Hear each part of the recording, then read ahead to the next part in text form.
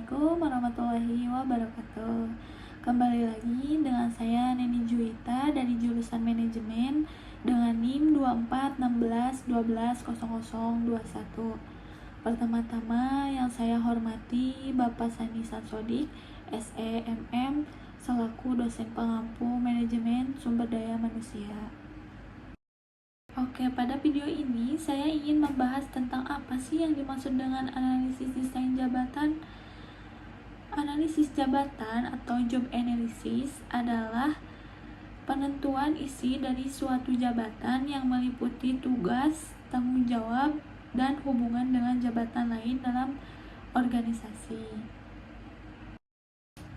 Nah, di sini saya akan mewawancarai job analysis seorang karyawan dari perusahaan pabrik plastik yang berada di Tasikmalaya.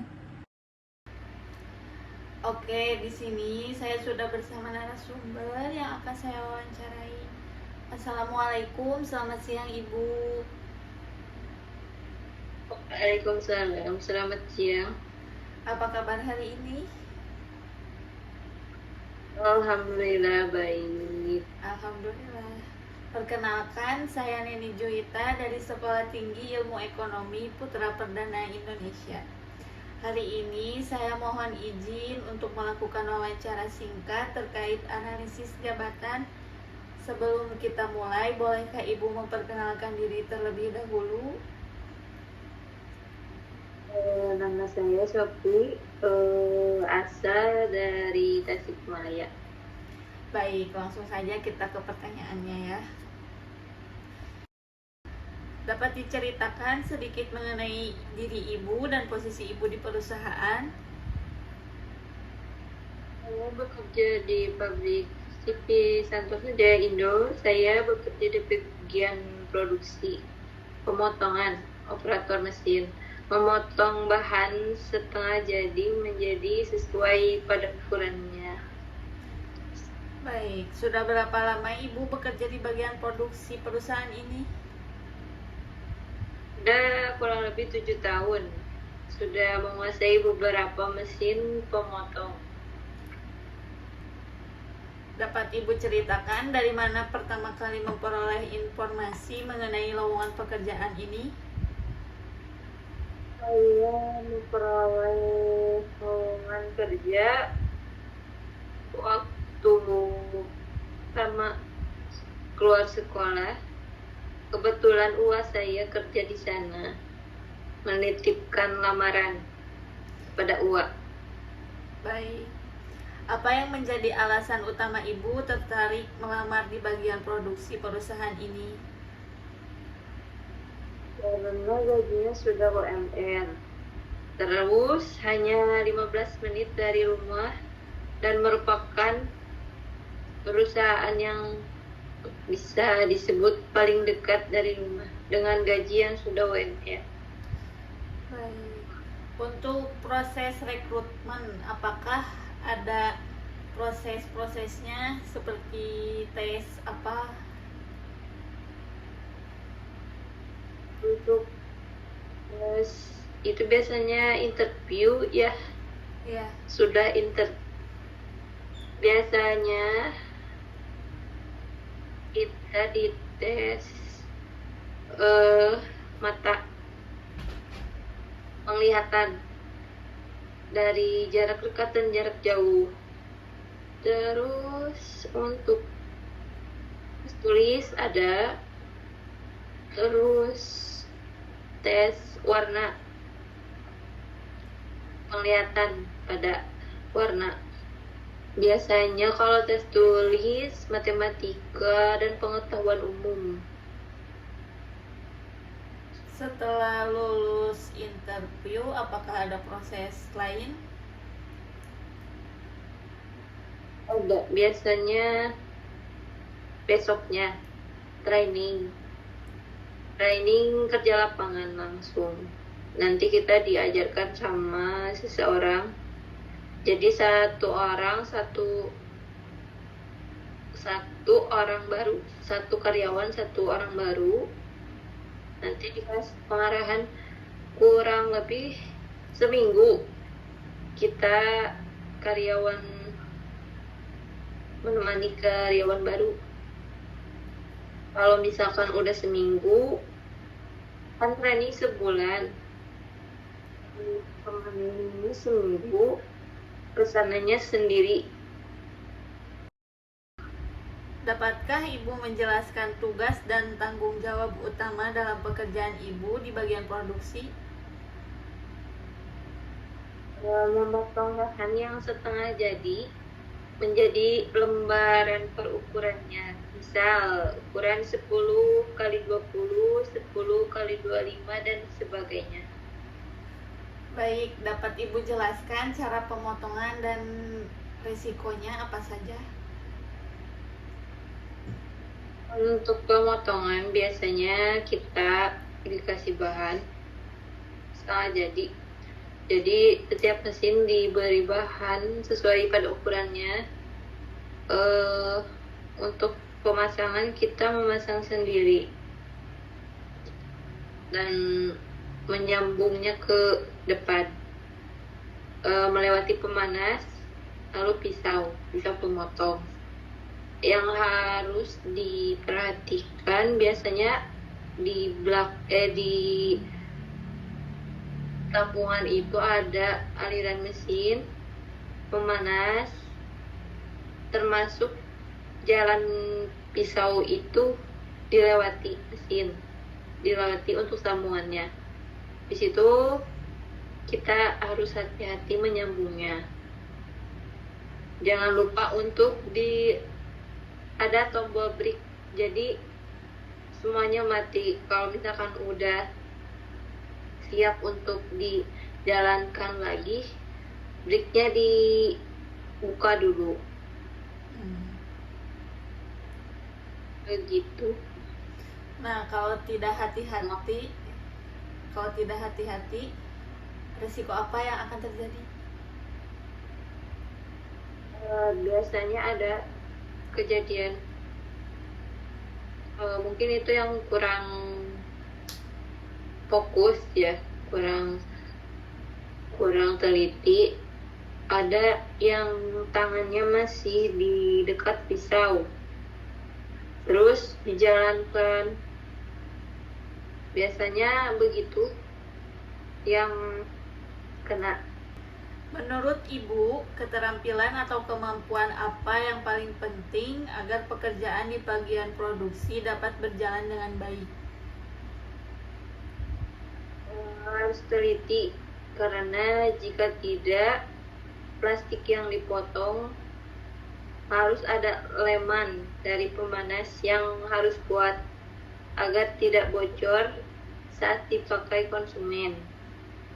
Harus cepat, karena mesin sangat cepat sesuai dengan kecepatan tiap mesin agar tidak keteteran.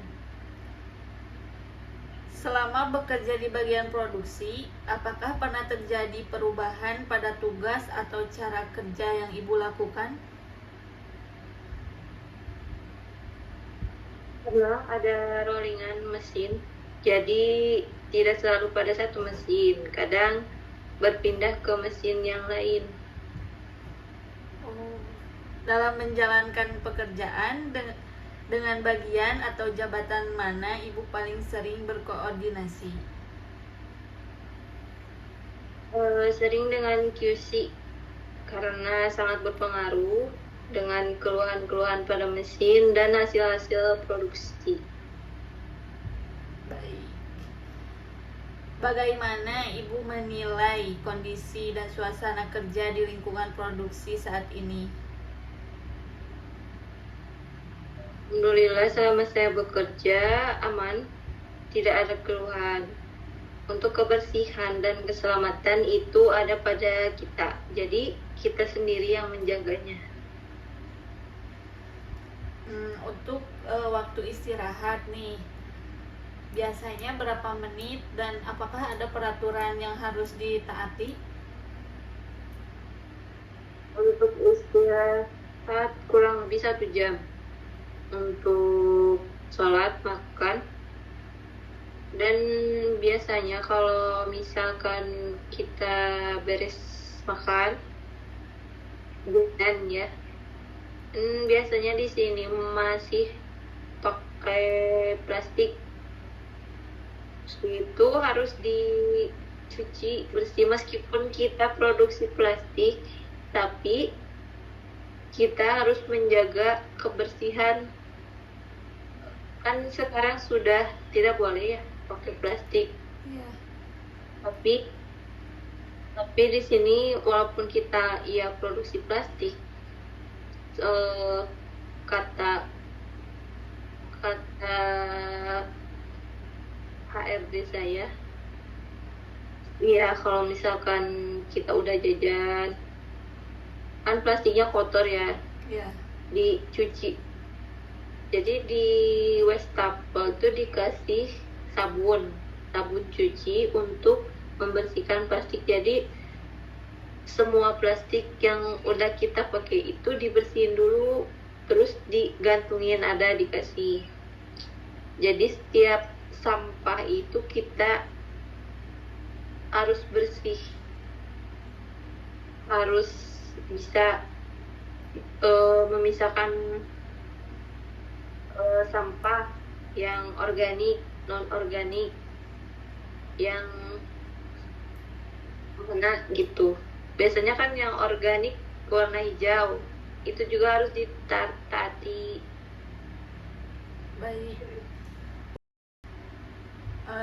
Menurut Ibu, sejauh mana lingkungan kerja berpengaruh terhadap semangat dan hasil kerja di bagian produksi? Untuk semangat kerja yang berpengaruh adalah rekan kerja. Karena kalau rekan kerja kita baik, sama-sama satu tujuan dan tidak saling menjatuhkan, sangat berpengaruh ke dalam pekerjaan.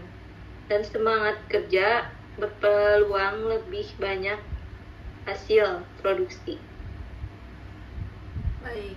Apa tantangan terbesar yang pernah Ibu hadapi selama bekerja di bagian produksi? Dan bagaimana cara Ibu mengatasinya? Biasanya mesin rusak dan target tinggi. Karena kalau mesin ada kerusakan, nanti sangat berpengaruh terhadap hasil produksi. Karena butuh waktu untuk perbaikan, itu pun biasanya cepat diselesaikan. Apakah perusahaan pernah memberikan pelatihan atau arahan untuk meningkatkan kemampuan kerja di bagian produksi? Ya, dan itu diberikan waktu training kerja. Diberitahu mana yang boleh dan yang tidak boleh, dan harus diperhatikan. Terlebih harus hati-hati terhadap pisau, pemanas, aliran listrik. Baik, untuk di perusahaan Ibu, apakah ada seperti outbound, refreshing karyawan untuk memotivasi para pekerja agar lebih semangat? Ada, biasanya setiap setahun kalau jalan-jalan keluar, gathering, biasanya 2 tahun sekali. Kalau misalkan untuk Agustusan acara hiburan, biasanya setiap Agustus. Untuk keluar kota kemarin ke Bandung dan Pangandaran, kita baru 2 tempat dulu. Baik.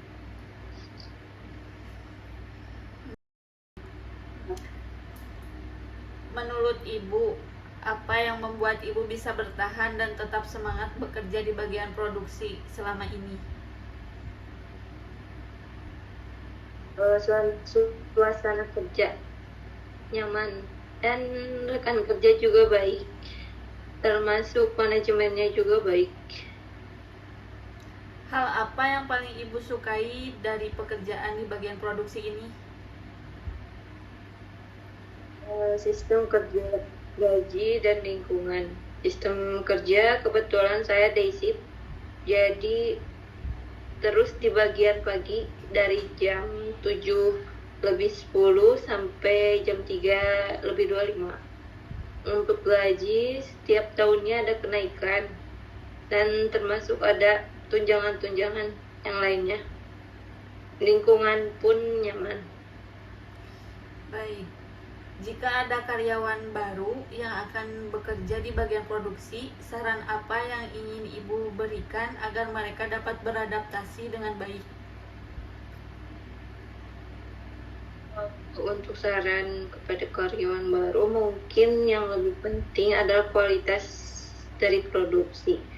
Harus lebih teliti dan mengikuti aturan yang sudah selayaknya. Baik, apa harapan Ibu terhadap perusahaan khususnya untuk bagian produksi di masa mendatang? Kesejahteraan karyawan, apapun haknya karyawan, semoga tetap akan diberikan sesuai undang-undang. Baik, terima kasih Ibu. Baik, saya akhiri pertanyaannya. Terima kasih banyak Ibu atas waktu dan kesempatan yang telah diberikan kepada saya. Jawaban dan penjelasan yang Ibu sampaikan sangat bermanfaat bagi saya dalam menyelesaikan tugas ini. Sekali lagi saya ucapkan terima kasih dan semoga Ibu selalu diberi kesehatan serta kesuksesan. Amin. Baik teman-teman, itu tadi video wawancara yang telah saya buat. Melalui wawancara ini saya mendapatkan banyak pengalaman dan pelajaran baru, terutama tentang analisis jabatan. Saya sangat berterima kasih kepada narasumber yang telah bersedia meluangkan waktu untuk berbagi cerita, pengalaman, dan pandangannya. Semoga apa yang disampaikan bisa memberikan wawasan dan inspirasi baru, bukan hanya untuk saya, tetapi juga untuk semua yang telah menonton video ini. Jika ada kekurangan dalam penyampaian atau proses pembuatan video ini, saya mohon maaf yang sebesar-besarnya. Kritik dan saran saya harapkan agar kedepannya bisa membuat video yang lebih baik lagi.